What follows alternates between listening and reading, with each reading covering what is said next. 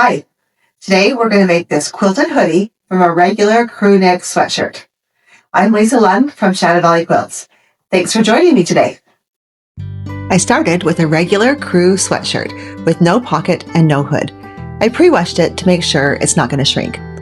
I made my quilted panels from scratch in a simple patchwork grid, but you can use any quilt pattern, or even skip this step entirely and cut up an old quilt for your pieces. I chose 4 fabrics from my stash that matched the sweatshirt. I started with this cute Tilda bird print I've been saving, and then added 3 more subtle prints to coordinate. I cut them into 2.5-inch strips and laid them out in matching strip sets, moving the 4th piece of each set into the first position with each new set. I'm working with short strips because I only had fat quarters of one of these fabrics, but you could make the strips longer if it works for your fabric.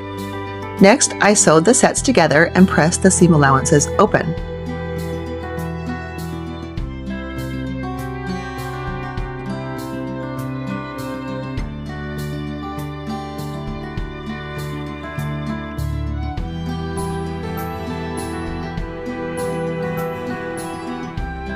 Then, I cut all the strip sets into 2.5-inch sections. These are the building blocks for the quilt panel.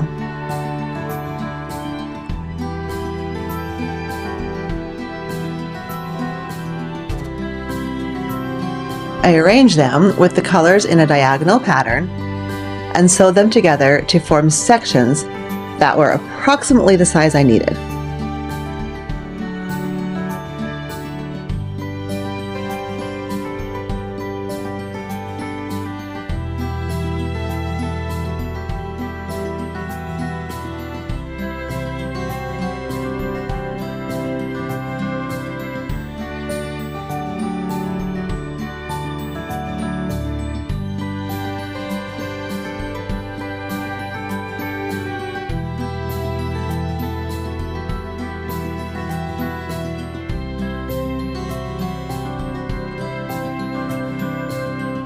I need a smallish section for the front pocket and 2 larger sections for the 2 halves of the hood.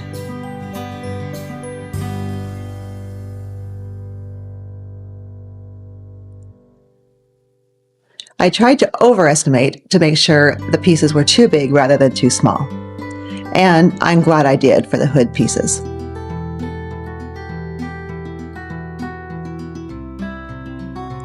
Next, I quilted them. I basted all 3 quilt pieces onto 1 piece of backing fabric with 80/20 batting in between. If I were making this again, I would use bamboo batting because I think it would be a little softer and drapier and not so stiff. The 80/20 I used has softened quite a bit after I washed the finished sweatshirt, but I would still recommend the bamboo. The panto I used is called Practically Plaid by the Quilting Mill. After quilting, I cut the pieces apart. There's no need to trim them perfectly. Now it's time to get down to business. I traced the shape of the pocket of another hoodie onto an old sheet and cut it out. I pinned it to the sweatshirt and tried it on to check for placement and size.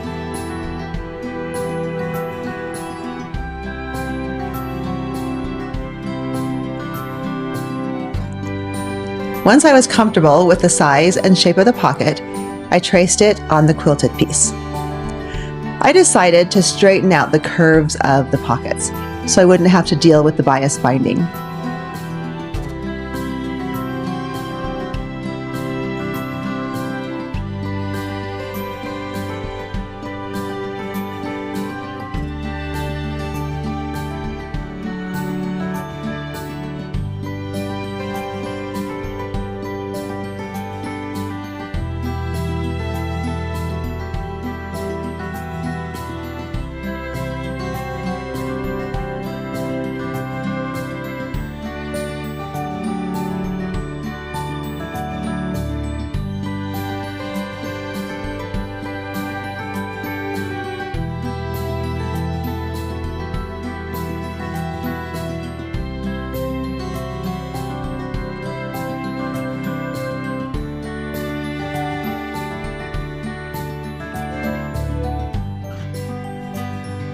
I checked the trace piece to make sure I liked the design that was showing, and then I cut it out.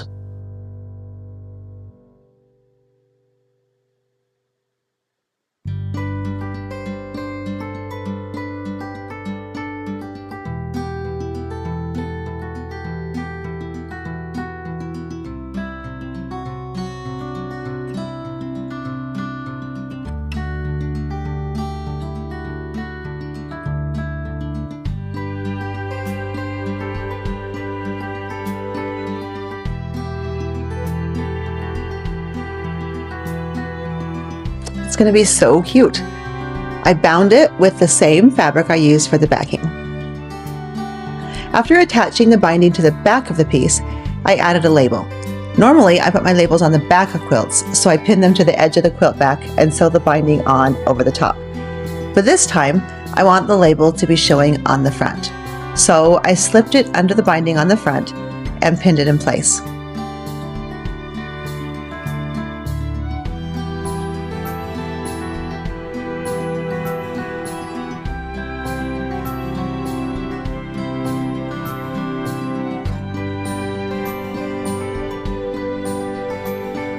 I was thinking of using 2 labels, but I ended up just going with my logo.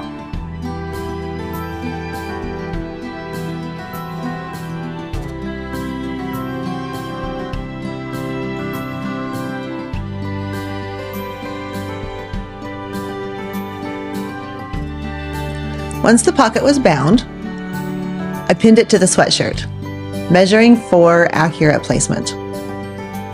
Then I tried the sweatshirt on again one more time before sewing to make sure I was happy with the placement of the pocket.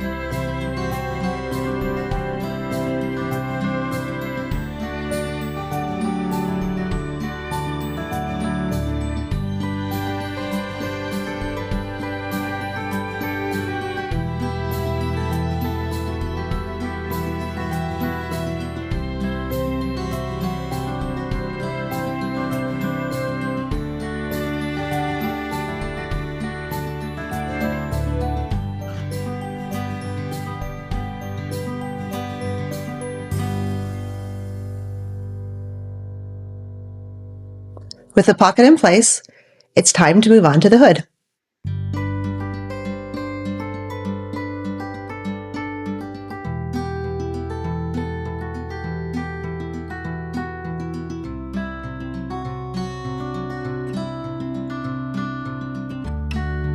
I traced the hood of another hoodie onto an old sheet and cut it out in a double layer, so I had 2 pieces.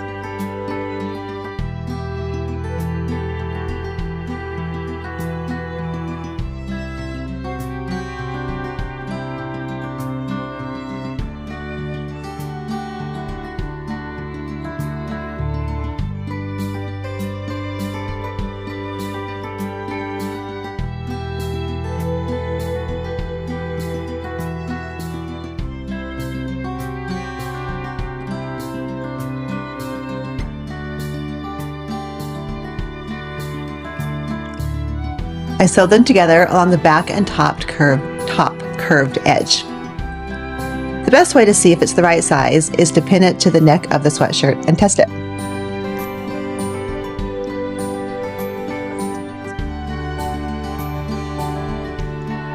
I cut the neck ribbing from the sweatshirt as close to the seam as possible.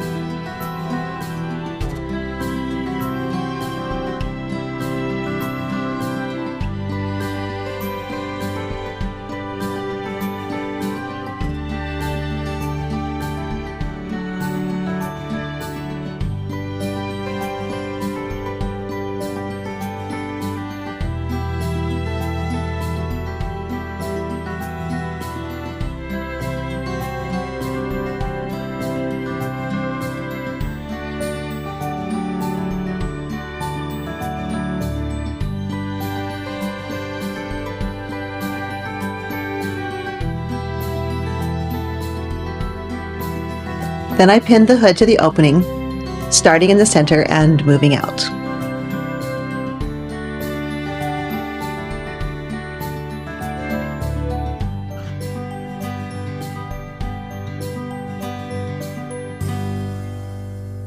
I realized that this hood is about 3.5 inches too narrow around the bottom to fit the neck of this sweatshirt. So I had to try again.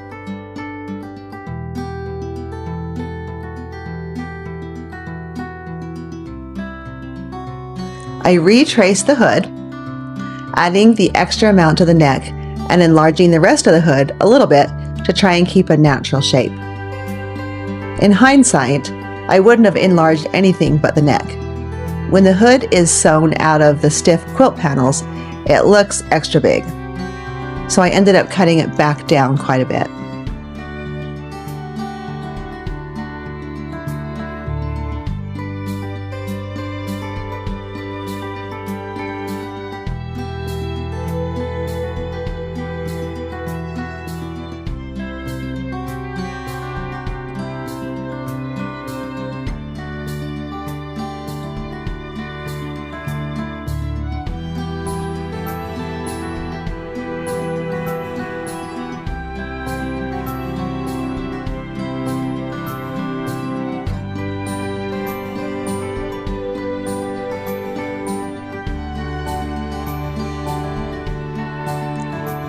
I sewed the two halves together and then pinned them to the sweatshirt again.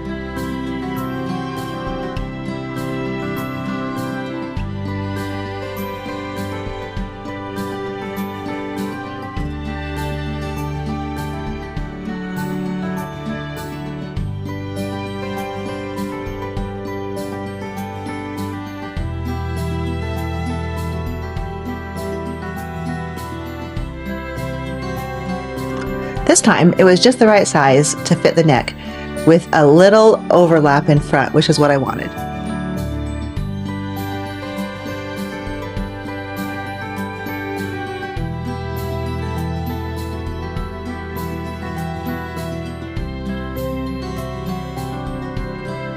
So I basted the hood to the sweatshirt and tried it on.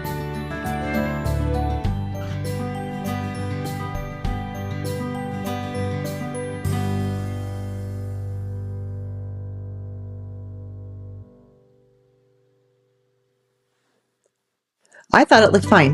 With the drapey sheet fabric, the hood didn't look too oversized, so I moved on.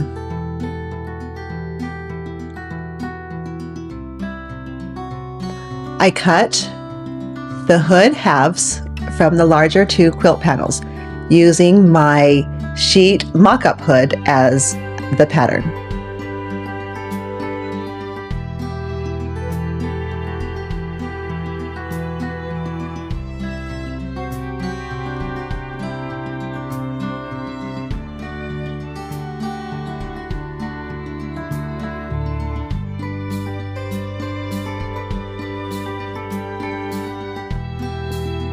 I made sure the pieces were mirror images of each other rather than cutting the two pieces in the same direction.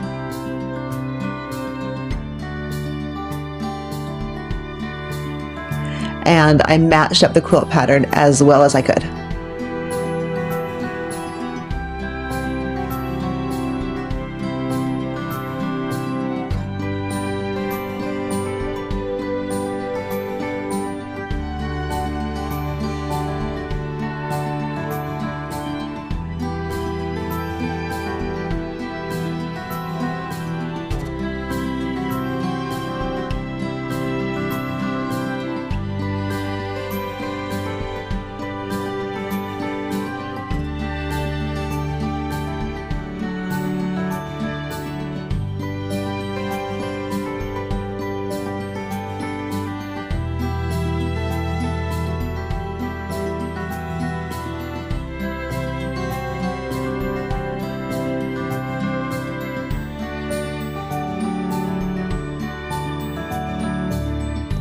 After the two pieces are cut, I sew them together along the curved back and top edge.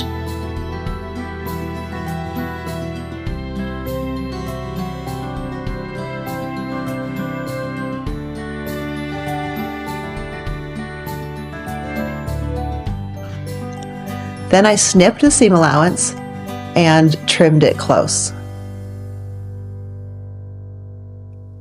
Then I zigzag stitched the seam allowance to finish the edge with a very short stitch length.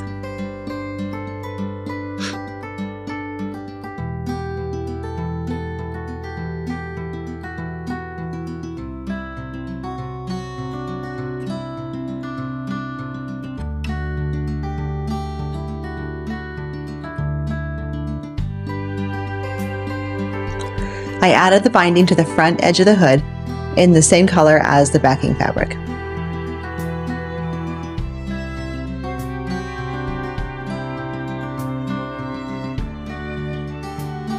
It's just the same as the binding on the pocket. Now it's time to attach the hood to the sweatshirt. I marked the center point of the front and the back of the neck opening of the sweatshirt with a pin.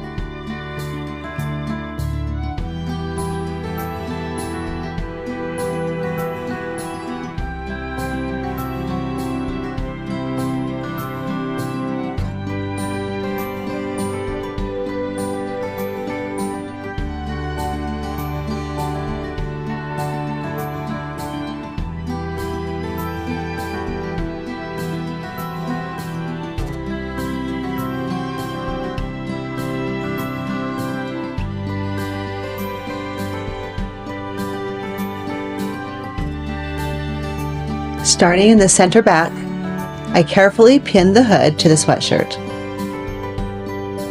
being careful not to stretch the sweatshirt fabric.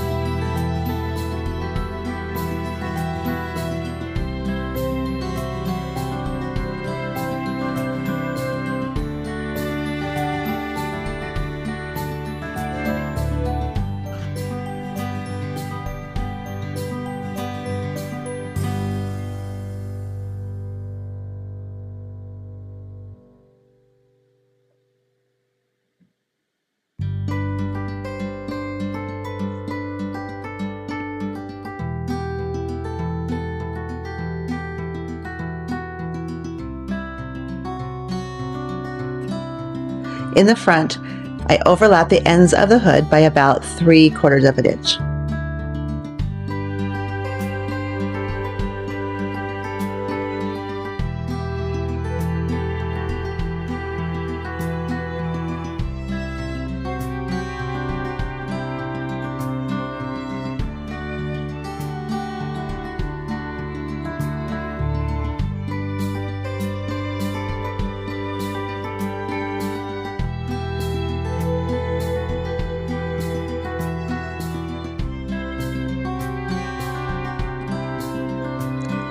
I carefully sewed the hood in place, then trimmed it up. I finished the edge of the seam allowance the same way as the hood, with a zigzag stitch using a tiny stitch length. And it's done!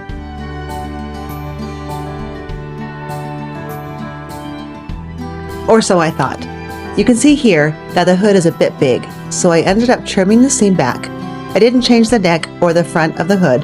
I just cut a bit off around the curve on the top and back of the head and refinished the seam allowance. Thanks for coming along today for this quilted hoodie tutorial. If you enjoyed it, please click like and subscribe. And don't forget to go to shadowvalleyquilts.com and check out all my quilt patterns. We'll see you next time. Bye-bye.